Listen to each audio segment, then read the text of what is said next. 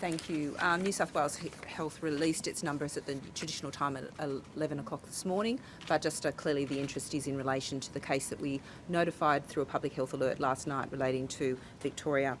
So, as you're aware, a Victorian resident was holidaying in Jervis Bay with his family, and he returned to Melbourne. He had symptom onset on the 25th of May, and he had depart on his journey back to Melbourne on the 24th of May.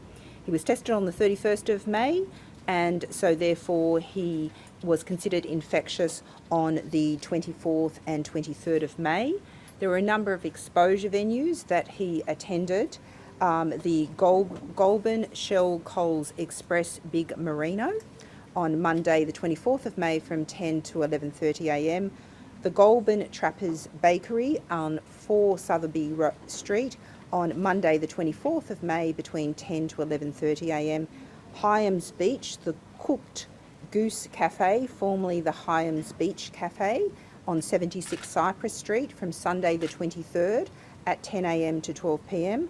The Jervis Bay Green Patch Campground in the National Park on Village Bay Road on all of day on Sunday and Monday the 24th of May until 9am. And in Vicentia, the Coles Vicentia Shopping Village on 21 The Wool Road on Sunday the 23rd of May between 12 to 1pm. Can I just thank a number of those venues who had QR codes that assisted our contact tracers last night. All of those venues that had those QR codes, people should have received a text message if they had a valid a phone number last night, and that it also allowed us to commence our phone calls to all of those individuals. So contact tracing has successfully contacted 243 people, 41 people from the campground, from the Coles Vicentia 11 people, from the Cooked Goose at Hyams Beach is 55, the Trappers Bakery in Goulburn 129, and the Shells Cold Express Big Merino in Goulburn 7 people. We've currently put a stop and stay, which is an isolate and get tested until you await advice.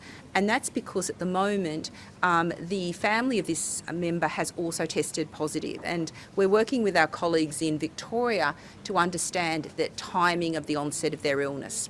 Now, clearly, if this gentleman was the source for those individuals, then they were not infectious potentially when they were in New South Wales, and clearly if the reverse is the case, that may take back the exposure period in New South Wales. So obviously we're just working through that with our colleagues, and can I thank my colleagues in Victoria for the close interaction in working through these cases.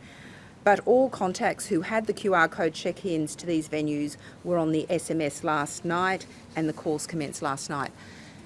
Clearly the situation in Victoria continues to evolve, and it does highlight the fact that we need people to come forward for testing. It is critical, particularly if you've been in those general areas of that case, but also across New South Wales. It is critical to test. People might also, I'm predicting, ask about our sewage surveillance system, and we do collect routine collections from the St George's Basin Sewage Treatment Plant. We collected samples from them on the 18th and the 25th of May, and there were no COVID detections at that time. The St George's Basin Plant receives sewage from the Sanctuary Point area of south of Jervis Bay, but we're arranging sampling of the sewage treatment plant at Vicentia today, and there were no detections from routine sampling at Goulburn on the 19th and 26th of May. And as is usual, we increase the frequency of our sewage surveillance when we have concerns that people may have been infectious in the community. Thank you.